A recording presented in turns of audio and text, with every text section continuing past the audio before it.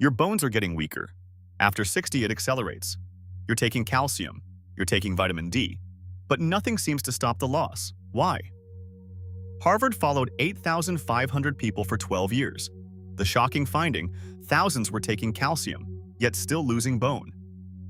The problem wasn't calcium, the problem was 6 hidden causes. Causes most doctors don't fully explain. In this video, I break them all down. Why your bones are weakening, how to slow it down, and why reason number 2 is the most critical. It may explain up to 60% of your bone loss. Even in your 70s or 80s, improvement is possible, but only if you understand the real cause. Don't miss this. Before we begin, a quick question. Have you had a bone density test, a DEXA scan? Share in the comments. We read every single one. Now, let's face reality. Bone loss affects nearly everyone over 60, but most people don't realize it because it's silent. Painless, invisible.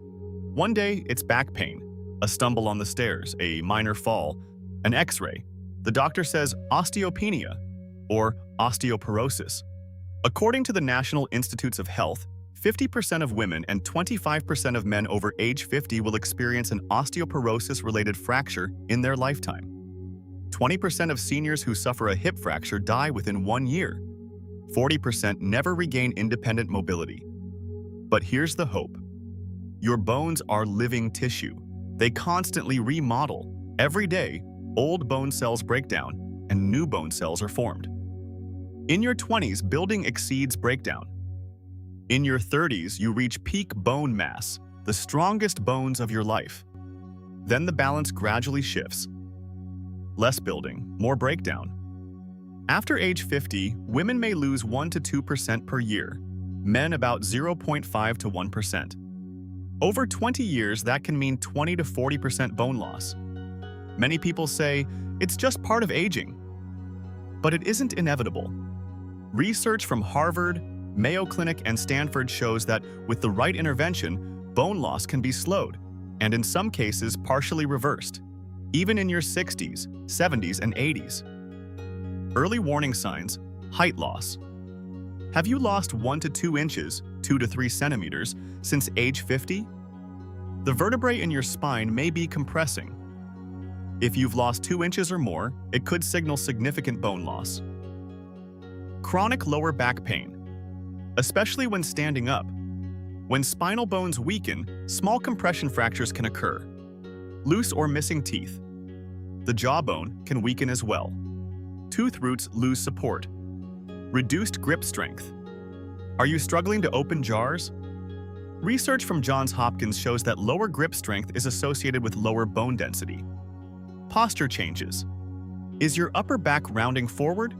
This may reflect vertebral compression. If you notice 2 or 3 of these signs, consider getting a DEXA scan.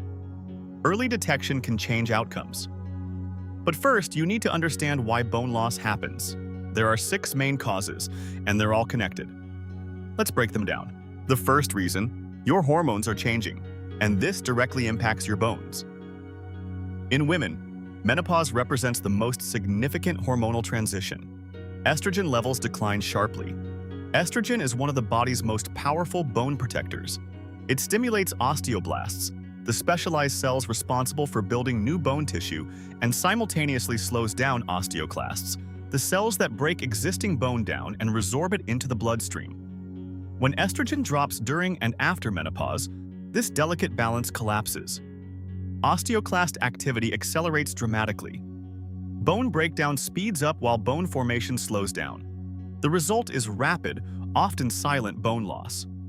According to Mayo Clinic data, during the first 5 to 7 years immediately following menopause, women can lose up to 20% of their total bone mass, approximately 2 to 4% per year.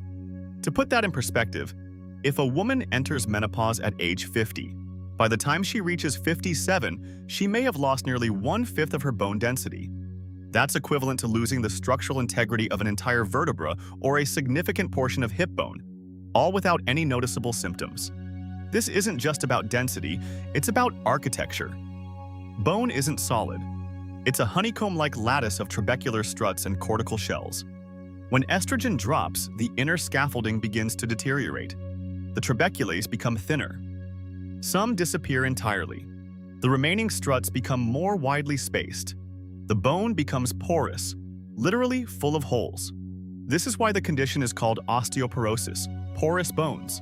In men, the hormonal decline is different but equally concerning. Testosterone declines gradually, about 1% per year after age 30. This may sound minor, but it compounds over decades. By age 70, a man may have up to 40% less testosterone than he did in early adulthood. Testosterone doesn't just affect muscle mass and libido, it plays a direct role in maintaining bone density. It stimulates osteoblast activity. It helps regulate calcium metabolism.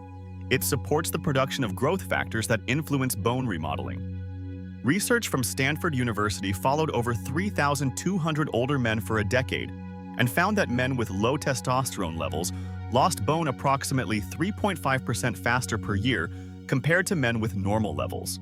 Their risk of hip fracture was 2.3 times higher. And unlike women who experience a clear menopausal transition, men often don't realize their testosterone is declining until bone loss has already progressed significantly. How do you recognize it? For women, the signs of estrogen decline are often more obvious. Has menopause begun? Are you experiencing hot flashes, night sweats, mood changes, irregular periods before they stop completely? The ages between 50 and 55 represent the highest risk period for accelerated bone loss. But early menopause, defined as menopause occurring before age 45, increases risk even more dramatically. Women who undergo surgical menopause due to ovary removal experience an even more abrupt estrogen drop, often leading to faster bone deterioration unless preventive measures are taken immediately. For men, the signs are subtler. Persistent fatigue that doesn't improve with rest, chronic low energy, gradual loss of muscle mass despite staying active, increased abdominal fat, particularly around the midsection, reduced libido or sexual function. These can all be indicators of declining testosterone. After age 70, testosterone levels are typically much lower than in midlife, and the cumulative effect on bone becomes measurable. But here's the key nuance that many people miss. Hormonal change is common and expected. Severe bone loss is not inevitable. Research from Johns Hopkins University studied nearly 1,800 postmenopausal women over several years. The findings were striking.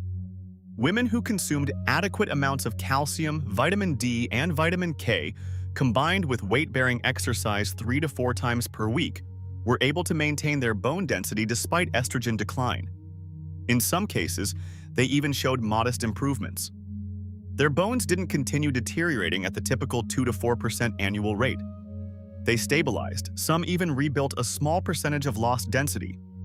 This tells us something crucial. Hormones are not destiny. They create a vulnerability, they tilt the playing field. But they don't determine the outcome. Estrogen and testosterone are one piece of the puzzle, an important piece, yes, but not the entire picture. And here's what's even more important. Hormones are not the most critical piece. Because while hormonal changes set the stage for bone loss, the primary driver of ongoing, accelerating bone deterioration in older adults is something else entirely, something far more controllable. Something that, when addressed properly, can slow or even partially reverse bone loss at any age. And that brings us to the second and most critical reason. Here's the real culprit: calcium deficiency, and even worse, poor calcium absorption. 99% of your bones are made of calcium. Without it, bones soften. They bend. They fracture. But here's the problem. Your body doesn't use calcium only for bones. It's essential for your heartbeat, muscle contraction, nerve signaling, blood clotting. Blood calcium levels must stay tightly regulated, between 8.5 and 10.5 milligrams per deciliter. If levels fall outside that range, the consequences can be life-threatening. So your body prioritizes blood calcium over bone calcium. If you're not consuming enough, your body pulls it from your bones. The parathyroid glands release parathyroid hormone, PTH. PTH signals bone to release calcium into the bloodstream. Blood levels normalize, but your bones weaken. Think of it like a bank account. Your bones are your savings account. Your blood calcium is your checking account. If the checking account runs low, your body withdraws from savings. If you don't make regular deposits, your savings slowly disappear. According to the National Institutes of Health, about 60% of Americans over 50 do not meet daily calcium recommendations. Women need about 1,200 milligrams per day. Men need 1,000 to 1,200 milligrams. Average intake? Around 600 to 800 milligrams. That's a daily deficit of 400 to 600 milligrams. Over a decade, that can translate into significant bone loss. Cleveland Clinic followed 5,400 women for 12 years. Those consuming 1,200 milligrams or more daily maintained bone density. Those under 800 milligrams lost about 2.1% per year. After 12 years, the difference was dramatic. But the deeper issue is absorption. It's not enough to eat calcium. You have to absorb it. Research from the University of Wisconsin shows adults over 70 absorb only about 20 to 25% of the calcium they consume. Younger adults absorb 30 to 35%. Why? Stomach acid declines with age. Acid is required to dissolve and absorb certain forms of calcium. Between 30 to 40% of adults over 60 have reduced stomach acid. Proton pump inhibitors, PPIs, commonly prescribed for reflux, reduce acid production by up to 90 to 95%. Stanford researchers found older adults using PPIs absorbed significantly less calcium and had a substantially higher hip fracture risk over time. Gut health also changes. The intestinal lining thins, the microbiome shifts, chronic low-grade inflammation increases. All of this can impair calcium uptake. Then there's vitamin D. Without adequate vitamin D, calcium cannot be efficiently absorbed. Tufts. University observed older adults taking 1,500 milligrams of calcium daily with low vitamin D levels, and bone density did not improve. When vitamin D levels were optimized to around 40 nanograms per milliliter, bone density increased within months, without changing calcium intake. The difference was activation, not supply. How would you know? Early on, you may not feel anything. Blood calcium tests often remain normal because your body is compensating, but later signs may include nighttime leg cramps, tingling sensations, persistent fatigue, or dental issues. More precise testing may include parathyroid hormone levels. Elevated PTH can signal that calcium is being pulled from bone, or 24-hour urinary calcium. Here's the most concerning part. This process is silent. You may feel fine while bone density quietly declines. Some research suggests bone loss can progress for years before diagnosis. The good news? You can intervene. Increase calcium intake, but more importantly, optimize absorption. Vitamin D, vitamin K, and magnesium all play essential roles in activating and directing calcium into bone tissue. Because simply eating calcium isn't enough. You have to use it correctly. The third reason, vitamin D deficiency, the missing link in calcium metabolism. Vitamin D isn't truly a vitamin. It functions as a hormone. And for your bones, its role is critical. It regulates calcium absorption. You may have calcium in your digestive tract from food, but it must move into the bloodstream. How? Intestinal cells transport calcium across their membranes and release it into circulation. That transport requires specialized proteins. And who stimulates the production of those proteins? Vitamin D. Without adequate vitamin D, those transport proteins aren't produced efficiently. Calcium remains in the intestine. It isn't absorbed. It's excreted. No matter how much calcium you consume, your body can't properly utilize it. According to Harvard Medical School data, older adults with low vitamin D levels, below 20 nanograms per milliliter, absorb only about 10 to 15% of the calcium they consume. Those with adequate levels, 30 to 40 nanograms per milliliter, absorb 30 to 35%. That's nearly a threefold difference with the exact same diet. Here's the problem. About 40% of Americans over 50 are vitamin D deficient.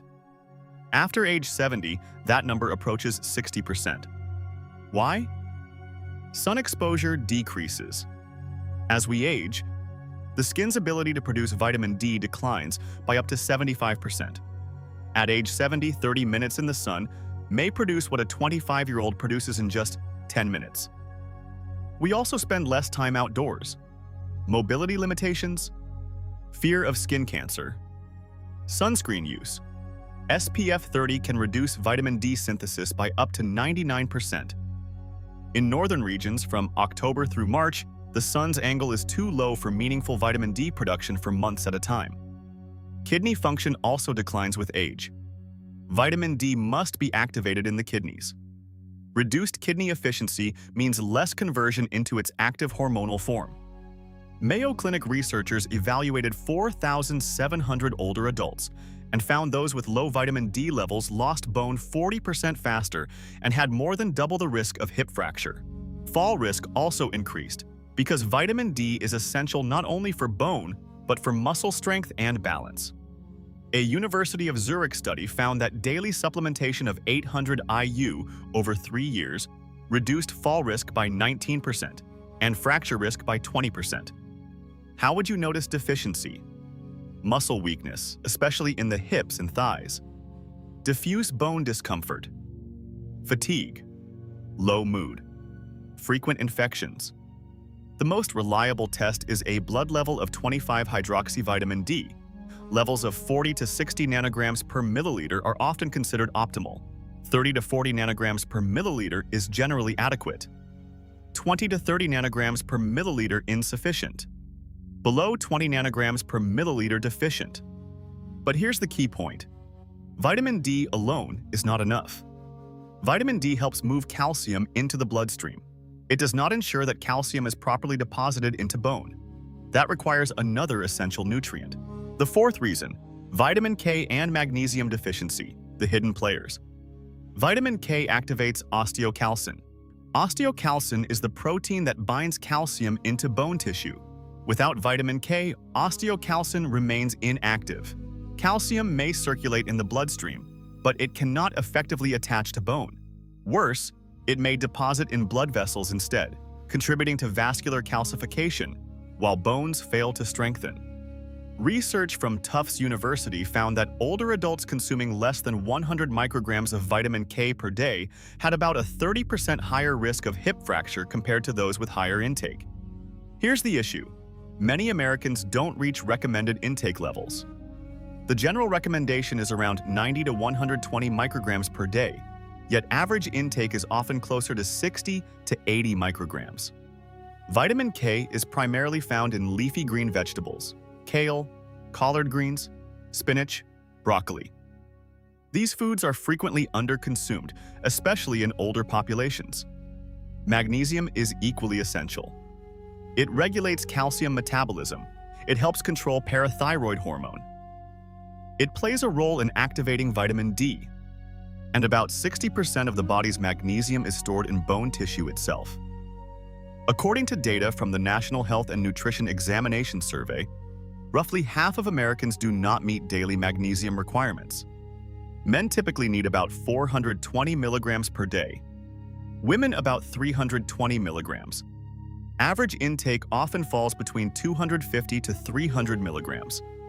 Johns Hopkins researchers reported that older adults with low magnesium levels had more than double the risk of hip fracture. Magnesium deficiency can also create a form of vitamin D resistance, meaning no matter how much vitamin D you take, it cannot function properly without adequate magnesium. Vitamin K and magnesium may not receive as much attention as calcium and vitamin D, but they are just as important. Bone metabolism is not driven by a single nutrient, it functions like an orchestra. If even one instrument is missing, the entire performance suffers, and we're not done yet. Nutrient deficiency is only part of the picture. Your lifestyle also plays a major role in determining whether your bones weaken or stay strong. The fifth reason, inactivity. You lose what you don't use. Bone is living tissue. It responds to stress. When you load it, it strengthens. When you don't, it weakens. This principle is known as Wolff's Law. Bone adapts to the mechanical load placed upon it. Astronauts experience this dramatically. In space, there is no gravity. Bones are not bearing weight. They can lose 1 to 2% of bone mass per month. After 6 months in space, total loss can reach 10 to 15%. The same principle applies to aging adults. A sedentary lifestyle. Limited movement, sitting 8 to 10 hours per day. Bones receive no mechanical signal. The body essentially concludes, this structure isn't needed. Bone breakdown begins to exceed bone formation. Mayo Clinic researchers studied 3,600 older adults. Those who performed at least 30 minutes per day of weight-bearing activity, such as walking, stair climbing, or gardening, had approximately 25% higher bone density compared to those who did not. But not all exercise stimulates bone equally. Swimming does not significantly build bone. Cycling does not significantly build bone. Why? Because your skeleton is not working against gravity in the same way. Bone-building activities include walking, jogging, stair climbing, dancing, tennis, and resistance training. These activities create mechanical stress. Bone cells sense that stress. Bone formation increases. At the University of Missouri, women over 70 performed resistance training 3 times per week for just 30 minutes. After 12 months, bone density increased by 2.9%, while the control group lost 2.1%. That's roughly a 5% difference, simply from structured strength training. Safety matters. Heavy weights are not required. Bodyweight exercises are effective. Chair squats, wall push-ups, step-ups, balance training. These not only stimulate bone, but also reduce fall risk. Inactivity is a powerful driver of bone loss, but it is reversible. At any age, even in your 70s or 80s, starting resistance training can stimulate bone adaptation. Bone remains responsive throughout life. It is never too late to apply the right stimulus. The 6th reason: chronic inflammation and an acid-heavy diet. The silent bone eroders. When your body is in a state of chronic low-grade inflammation, it releases inflammatory cytokines such as IL-6, TNF-alpha, and CRP. These signaling molecules stimulate osteoclasts, the cells responsible for breaking down bone, and suppress osteoblasts, the cells that build bone. The result is a clear imbalance: more breakdown, less formation. Harvard School of Public Health followed 5,000 older adults for 8 years. Those with elevated CRP levels, above 3 milligrams per liter, lost bone 37% faster than those with lower levels. Inflammation directly accelerates skeletal decline. Why is inflammation higher in older adults? Obesity, especially visceral abdominal fat, produces inflammatory cytokines. Chronic diseases such as diabetes and cardiovascular disease increase systemic inflammation. Highly processed foods and excess sugar stimulate inflammatory pathways. Chronic stress raises cortisol, which suppresses bone formation. Sleep deprivation elevates inflammatory markers. Sedentary behavior compounds the problem. Then there's dietary acid load. Modern diets tend to be acid-producing. High intake of processed meats, cheese, refined grains, and sugar increases acid generation during metabolism. The body must tightly regulate blood pH within a narrow range to survive. When dietary acid load rises, buffering systems activate. One of those buffers is bone. Bone contains alkaline compounds such as calcium carbonate and calcium phosphate. To neutralize excess acid, the body can mobilize calcium salts from bone. Blood pH stabilizes, but bone mineral density declines over time. Researchers at the University of California, San Francisco, observed that older adults consuming a high dietary acid load, heavy in animal protein, and low in fruits and vegetables, lost bone approximately 3% faster per year compared to those with lower acid load. Over a decade, that difference can become clinically significant. The solution is simple: reduce inflammatory burden and dietary acid load. An anti-inflammatory, plant-forward dietary pattern rich in fruits, vegetables, nuts, seeds, and fatty fish provides alkaline minerals and antioxidant compounds. These foods help lower inflammatory signaling and reduce the need for mineral buffering from bone. Stanford researchers found that older adults consuming 7 or more servings of fruits and vegetables daily had about 15% higher bone density compared to those consuming fewer than 3 servings. Bone health is not determined by calcium alone. It is shaped by systemic inflammation, dietary patterns, metabolic balance, and lifestyle choices. When inflammation decreases and mineral balance improves, bone loss slows. And in some cases, stabilization or improvement becomes possible. Here it is. The 6 primary reasons your bones are thinning. Hormonal changes, calcium deficiency and poor absorption, vitamin D deficiency, vitamin K and magnesium deficiency, inactivity, chronic inflammation, and an acid-heavy diet. They are interconnected. Addressing just one is not enough. You must address them as a system. Test yourself. Are you over age 50? Have you gone through menopause / are you over 60? Do you consume less than 1,000 milligrams of calcium per day? Is your vitamin D level below 30 nanograms per milliliter? Do you consume less than 100 micrograms of vitamin K daily? Do you exercise less than 30 minutes per day? Do you have signs of chronic inflammation? Is your diet heavy in meat and grains with minimal fruits and vegetables? 0 to 2. Lower risk, but prevention still matters. 3 to 5. Moderate risk, time to act. 6 or more. Higher risk. Speak with your physician and consider a DEXA scan. Now, what is the most critical factor? Calcium, because calcium is the structural foundation of your bones. Without adequate calcium, the rest becomes secondary. The National Osteoporosis Foundation emphasizes that calcium is foundational. Everything builds from there. But here's the issue. Many people consume calcium incorrectly.